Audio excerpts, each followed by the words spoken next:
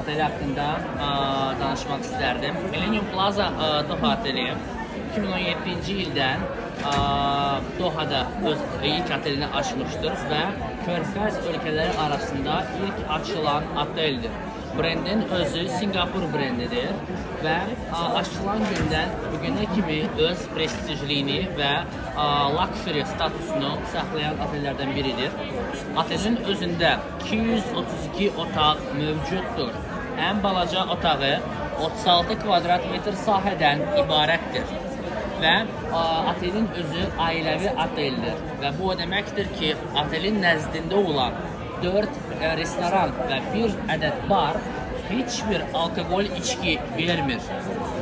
Doha'nın mərkəzində yerləşdiyi üçün əgər qonaqlar yenə də alkoqol içkilər içsələr, otelin düz yanında maksimum 5 dəqiqəlik piyada məsafədə cürə kafe, restoran və beach clublar, night clublar doludur. Və otelin özündə hər bir 5 ulduzlu otelə məxsus olan xidmət var. Yəni spa xidməti, hovuz, idman zalı, hər bir şey var. Bir xidmətdən başqa həmin o xidmət çimərlikdir. Şəhərin mərkəzində olduğu üçün öz şəxsi çimərliyi yoxdur. Amma bu o demək deyil ki, qonaqlara çimərlik təklif olunur. Qatar Airways-in belə deyək, işlətdiyi çimərlik var. Doha Beach Sands çimərlik klubu.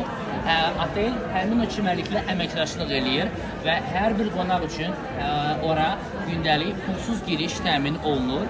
Ora girərkən hər bir qonağa pulsuz dəsmalı, welcome drink, bir tuka suyu, lejankası, zontiki hər bir şeylə təmin olunur. Onlar orada sadəcə öz qida və içki tələbatını qarşılamalı olurlar və hətta onun ərazisində, çimərliyin ərazisində Doha Millennium Plaza otelinin öz gülşəsiyyəti kioskı deyərdim var. Oraya yaxınlaşaraq onlar cürə yeməklər və içkilər ala bilərlər və sadəcə almaq yox, endirimli, ən azı 20-30% endirimlə ala bilərlər onları.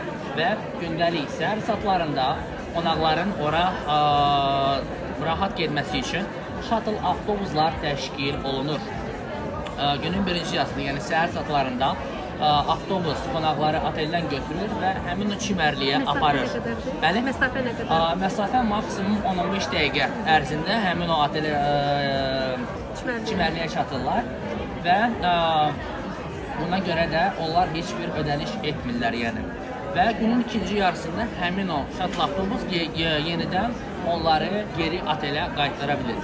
Əgər yenə də qonaqlar məsəl üçün səhər saatlarında yox, günorta və yaxud da günorta 2-3-dən sonra getmək istəsələr, yenə də heç bir problem yoxdur. Gündəlik bir giriş voucheri pulsuz təqdim olunur və əgər onlar gün ərzində onu istifadə etməyiblərsə, məsəl üçün resepsiyona yaxınlaşıb həmin o voucheri götürüb taksi və yaxud da metro ilə gedə bilərlər. Otelin düz yanında Alsada metro stansiyası var. 2 dəqiqəlik piyada məsafədədir və bu o deməkdir ki, hər bir turistik yerə qonaqlar maksimum 5-10 dəqiqə ərzində çata bilərlər və Uber qiymətləri də ən məşhur Körfəz istiqaməti olan Dubai ilə müqayisədə çox ucuzdur. Hətta taksi də yox, cürə iaşə obyektləri, yəni kafesi, restoranı, gecə klubları, hər bir şeyi Dubaya baxarkən daha da ucuzdur.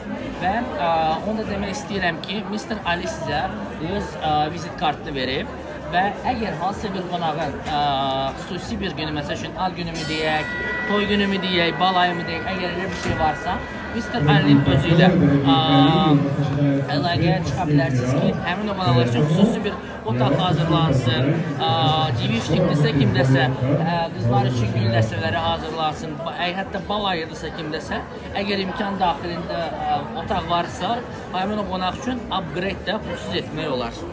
Çox sağ olun. Çox sağ olun.